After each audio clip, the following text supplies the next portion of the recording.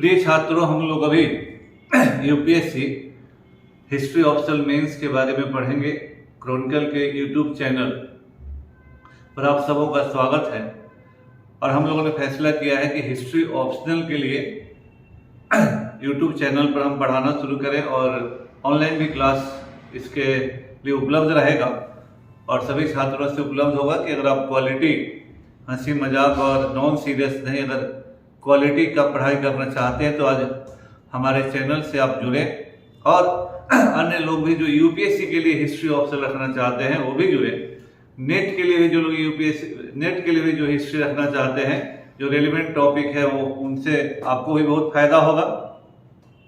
तो हमारा प्रयास होगा कि यूपीएससी ऑप्शनल में उस लेवल का पढ़ाया जाए कि आप क्लास करने से यूपीएससी मेंस के सवालों को सॉल्व करने में आपको आसानी पड़े।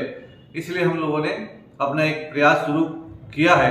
सफल होना न होना अलग बात होती है, लेकिन हमारा प्रयास रहेगा कि आप लोगों को अच्छे से अच्छे गुणवत्तापूर्ण टॉपिक पर डिस्कशन करो, बातों को समझाऊं, सिलेबस को डिस्कस करें, प्रीवियस ईयर क्वेश्चन के ट्रेंड को डिस्कस करें और फिर हम एक एक टॉपिक धीरे धीरे उसके हिसाब से फिर आगे बढ़ें।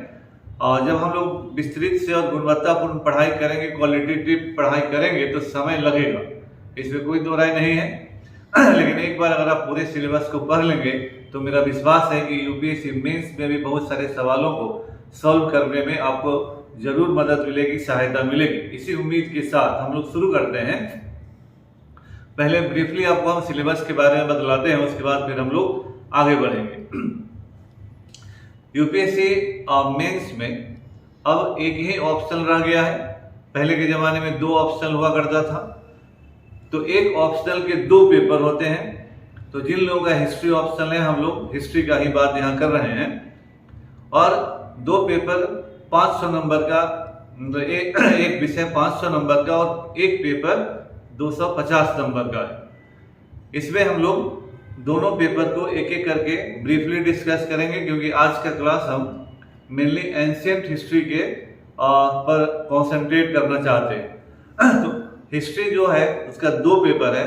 पहला पेपर 2 भाग में बटा हुआ है, सेक्शन ए और सेक्शन बी।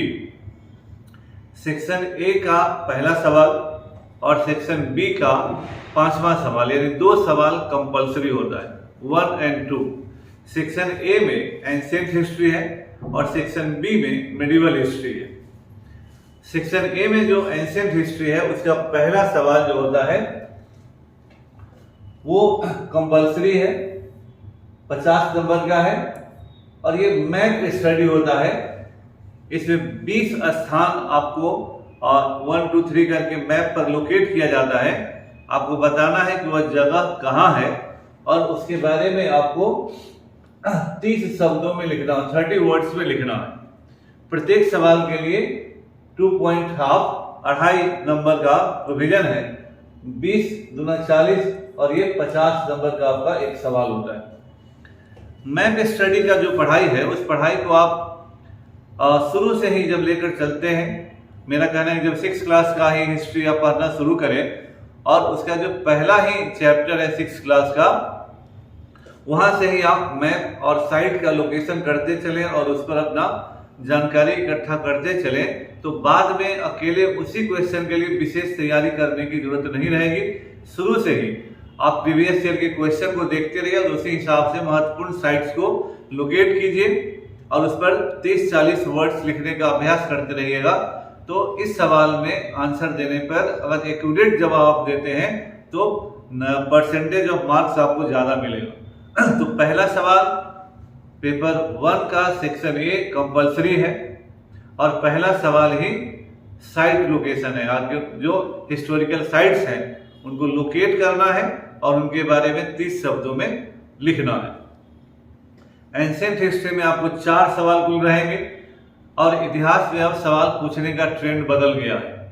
अब हर सवाल में 5वां सवाल अगर छोड़ दे तो हर सवाल में ABC करके 3 क्वेश्चंस होते हैं और आपको तीनों, जब क्वेश्चन नंबर अगर 3 आप अटेम्प्ट करते हैं और ABC है तो आपको तीनों का जवाब देना है। वहां कोई भी विकल्प आपके लिए बचा नहीं है, है ना। तो आप पहला सवाल मैप है, उसके अलावा आपको 3 सवाल बचा हुआ है। दोनों ही सेक्शन से मिलाकर आपको 5 सवाल का जवाब देना है। आप या तो सेक्शन ए से कुल मिलाकर 3 सवाल का जवाब दीजिए, तो सेक्शन 2 से मेडिवल हिस्ट्री से 2 सवाल का जवाब देना है।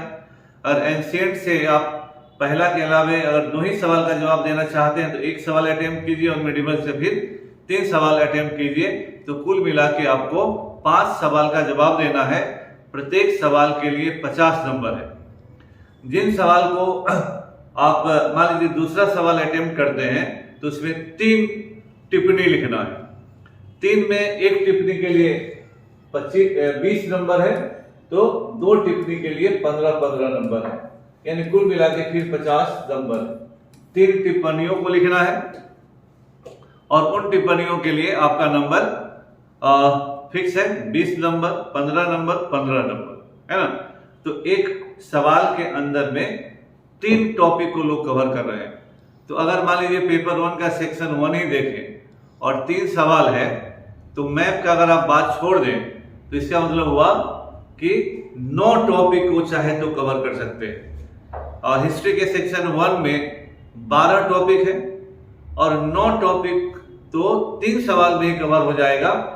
तो 12 टॉपिक का जो मैप अगर आप ले लीजिए तो लगभग सारे टॉपिक को ये लोग कवर कर लेते हैं। इसलिए आज के समय में कोई भी टॉपिक को छोड़कर पढ़ने का कोई स्कोप नहीं रहता है। आपको हर टॉपिक को थॉरली और उसी स्टैंडर्ड के साथ पढ़ना होगा जिस स्टैंडर्ड में वो सवाल पूछ रहे हैं। तो सेक्शन 1 मतलब पेपर 1 का सेक्शन 1, इसका पहला सवाल कंपल्सरी है, मैप लोकेशन है। शेष जो 3 सवाल है सभी सवालों में 3 टिप्पणी है। एक टिप्पणी 20 नंबर, 2 टिप्पणी 15 नंबर का। आप चाहें तो एंशिएंट से 3 सवाल का जवाब दें इंक्लूडिंग नंबर 1 सवाल, और चाहे तो मेडिवल से, ही आपकी मर्जी है, लेकिन दोनों मिलाकर आपको 5 सवाल का जवाब देना। अब हम लोग देखते हैं कि मेडिवल हिस्ट्री जो पेपर 1 का सेक्शन बी, ये मेडिवल हिस्ट्री है। 750 से शुरू होता है, 750 AD से शुरू होता है। इसमें भी आपको 4 सवाल हैं। इसका पहला सवाल यानी कुल मिला के जो 5वां सवाल इसका होता है वो कंपल्सरी है। उसी में क्या है कि 5वें सवाल में कुल आपको 5 टिप्पणियों का 5 टिप्पणी लिखना है। प्रत्येक टिप्पणी 10 नंबर के लिए है और प्रत्येक टिप्पणी 150 वर्ड्स में लिखना है। तो पहला जो 5वां सवाल मतलब मेडिवल का पहला, सेक्शन बी का पहला और कुल मिला के 5वां सवाल कंपल्सरी है। उसमें 5 टिप्पणियों को लिखना है। प्रत्येक टिप्पणी 150 शब्दों में लिखना है और प्रत्येक टिप्पणी के लिए 10 नंबर अलॉट है। तो इसमें इन्होंने 5 टॉपिक एक तरह से कवर कर लिया। अगर 5 टिप्पणी है तो 5 टॉपिक से आया। शेष जो 3 सवाल बनता है इसमें भी सभी में 3 टिप्पणी है, तो 9 टॉपिक कवर कर लिया। तो टॉपिक्स लगभग फिर सारे कवर कर लिए जाएंगे। तो मेडिवल हिस्ट्री में भी 5वां सवाल मतलब कुल मिला के और मेडिवल का पहला सवाल कंपल्सरी। पहला सवाल में 5 टिप्पणी लिखना है। प्रत्येक टिप्पणी 150 शब्द में लिखना है। प्रत्येक टिप्पणी के लिए 10 नंबर अलॉट है। अगर आप इसको बढ़िया से लिखते हैं तो जितने सवालों की संख्या अधिक होती है उसमें फायदा और घाटा दोनों है। अगर नहीं आया तो 0 हो गए क्योंकि कंपल्सरी है वो। अगर सभी को लिख दिए तो जो एक सवाल लिखते उसमें जो नंबर मिलता वो 5 टिप्पणियों में आपको ज्यादा नंबर मिल सकता है। इसलिए अगर थॉरली जो सिलेबस पढ़ेंगे वही लोग इन सवालों का जवाब ठीक से दे पाएंगे। और शेष 3 सवालों में आप चाहे तो इधर से 1 सवाल दें, अगर एंशिएंट से 2 सवाल का उत्तर दे रहे हैं, और चाहे तो उधर से अगर 2 सवाल का जवाब दें तो यहाँ से 3 सवाल का जवाब दें, तो आपको 3 6 टिप्पणी और लिखना पड़ेगा। तो यहाँ पे टिप्पणी का वही फार्मूला है, 20 नंबर, 15 नंबर, 15 नंबर, मतलब जो 5वां के अलावे जो आंसर लिखेंगे तो 20, 15, 15। तो मेडिवल हिस्ट्री में तो paper 1 section A ancient, section B medieval history. तरीका जो मैंने बताया, यूपीएससी हिस्ट्री ऑप्शनल का जो पेपर 2 होता है उसमें भी 2 सेक्शन है। Section A modern India, section B modern world है, वर्ल्ड हिस्ट्री है। सेक्शन 1 ए में मॉडर्न इंडिया है और उसका दोनों ही सेक्शन मिलाकर पुनः आपको 5 सवालों का जवाब देना है। Question number 1 and question number 5, question number 1 और क्वेश्चन नंबर 5 कंपल्सरी है। एक क्वेश्चन नंबर 1 मॉडर्न इंडिया से, क्वेश्चन नंबर 5 वर्ल्ड हिस्ट्री से रहता है। क्वेश्चन नंबर 1 जो होता है उसमें पुनः आपको 5 टिप्पणी है। प्रत्येक टिप्पणी जो है वो आपको 10 नंबर का है, तो 10 गुने 5 बराबर 50। प्रत्येक टिप्पणी आपको 150 शब्दों में लिखना है ना। जहां शब्द की सीमा तय होती है वहां शब्द की सीमा से ज्यादा आगे पीछे होने पर नंबर कट जाता है। ये याद रखना है कि जहां भी वर्ड्स लिखा जाए कि आपको इतने ही शब्दों में जवाब देना है, वहां आपको उतने ही शब्दों के आसपास रहना है। 2-4 शब्द ही आगे पीछे हो सकते हैं, ज्यादा शब्द आगे पीछे हो जाने पर आपके नंबर कट जाएंगे, क्योंकि आपको माना जाएगा कि you are not very much precise. ये आपसे जो कहा जा रहा है उसके शब्द सीमा के अंदर आप में नहीं रह रहे। तो यहाँ भी क्या हुआ कि आपको पहला क्वेश्चन कंपल्सरी है, आपको 5 टिप्पणी है, प्रत्येक टिप्पणी 10 नंबर का है और उसको 150 शब्दों में लिखना है। जितना कॉन्साइज और जितना कॉम्पैक्ट आप लिखेंगे उतना ही ज्यादा नंबर आपको मिलेगा। सेक्शन बी जो है वो वर्ल्ड हिस्ट्री है। वर्ल्ड हिस्ट्री का भी जो वर्ल्ड हिस्ट्री का पहला और ऐसे 5वां जो क्वेश्चन है वह कंपल्सरी है। वर्ल्ड हिस्ट्री में भी जो 5वां सवाल है उसमें भी पुनः आपको 5 टिप्पणी लिखना है। प्रत्येक टिप्पणी 10 नंबर का है और उसके लिए 150 शब्द यहां भी आपको लिखना है। तो आपको दोनों ही पेपर में 8 सवाल है, 8 सवाल में 5 सवाल का जवाब देना है और दोनों ही पेपर में question number 1 and question number 5 compulsory है। तो अगर इस तरह से अगर हम लोग देखते हैं तो क्वेश्चन नंबर 5 पेपर 1 का, क्वेश्चन नंबर 1 पेपर 2 का, क्वेश्चन नंबर 5 पेपर 2 का, ये तीनों मिलाकर ही अकेला 25 टॉपिक कवर कर लेता है, क्योंकि 5-5 टिप्पणी है। फिर पेपर 1 का जो क्वेश्चन नंबर 2, 3, 4 यानी 3 3 9, फिर उधर 3 3 9 और इधर भी 9 चौक 36 टॉपिक टिप्पणियों में कवर हो सकता है। तो यानी यूपीएससी का जो ऑप्शनल हिस्ट्री है, क्वेश्चन पूछने का ट्रेंड इस तरह से कर दिया गया है कि अब आप रिस्क नहीं ले सकते कि अमुक टॉपिक छोड़ दें या अमुक टॉपिक को हम कम पढ़ें। किस इतना ज्यादा रेंज उन लोगों ने टिप्पणियों के कारण बढ़ा दिया है कि अगर वो चाहे तो हर टॉपिक से एक सवाल जरूर पूछ लेंगे, एक से अधिक सवाल भी हो सकता है। इसलिए आज के समय में जो यूपीएससी से हिस्ट्री ऑप्शन लेकर यूपीएससी देना चाहते हैं उनके लिए हिस्ट्री की मुकम्मल तैयारी की जरूरत होगी। लेकिन उसका फायदा जरूर है कि अगर आप हिस्ट्री ऑप्शन लेते हैं तो आपको जीएस में सबसे ज्यादा फायदा होगा। इसका फायदा आपको इस तरह से मिलेगा कि अगर आपका ऑप्शन अगर हिस्ट्री है तो जो पेपर 1 है, पेपर 1 में आप 70% सवाल लगभग हिस्ट्री से आता है। आप हिस्ट्री ऑप्शनल है तो पेपर 1 का 70% सवाल।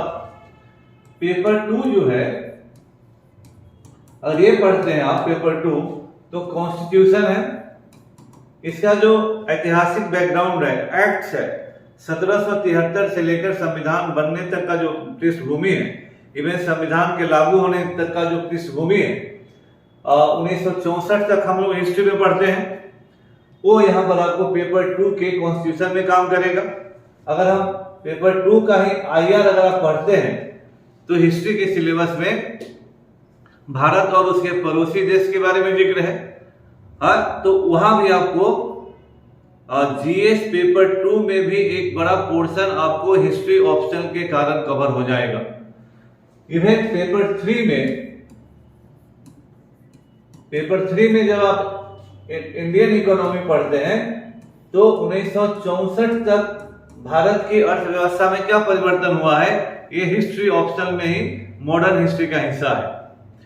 और इवन आईआर में जब हम वर्ल्ड हिस्ट्री पढ़ते हैं तो वर्ल्ड हिस्ट्री में आप ग्लोबलाइजेशन तक पढ़ते हैं, 1990 तक पढ़ते हैं, तो इंटरनेशनल अफेयर्स में वर्ल्ड हिस्ट्री का भी उतना ही बड़ा योगदान है। इसलिए प्रीलिम्स में तो जो योगदान है वो अपने जगह पर है ही। अगर आप हिस्ट्री ऑप्शन लेते हैं तो हिस्ट्री ऑप्शन के बराबर में कोई भी ऑप्शनल पेपर जीएस में उतनी मदद नहीं कर सकता है जितना हिस्ट्री ऑप्शन करेगा। यानी जीएस मेंस का पेपर 1 का अधिकांश हिस्सा हिस्ट्री है, पेपर 2 में भी संविधान और आईआर में हिस्ट्री है, पेपर 3 में इंडियन इकोनॉमी में हिस्ट्री है, और जो नेहरू जी के जमाने तक 1964 तक जो भारत का साइंस का पॉलिसी रहा, साइंस टेक में भी आपको मदद करेगा। जो बेसिक चीज है वहां हम लोग पढ़ लेते हैं, एग्रीकल्चरल डेवलपमेंट, इंडस्ट्रियल डेवलपमेंट, और जो मिक्स्ड इकोनॉमी का कंसेप्ट कहते हैं वो पेपर 3 तक जाता है। तो हिस्ट्री ऑप्शनल वाले के लिए जीएस मेंस में सबसे ज्यादा फायदा होता है, और यूपीएससी में अन्य कोई भी ऑप्शनल पेपर नहीं है जो हिस्ट्री के बराबर जीएस मेंस में किसी भी प्रतिभागी को सहायता कर सके। इसलिए अगर यूपीएससी देना है तो आपके लिए बेस्ट ऑप्शन पेपर हिस्ट्री है।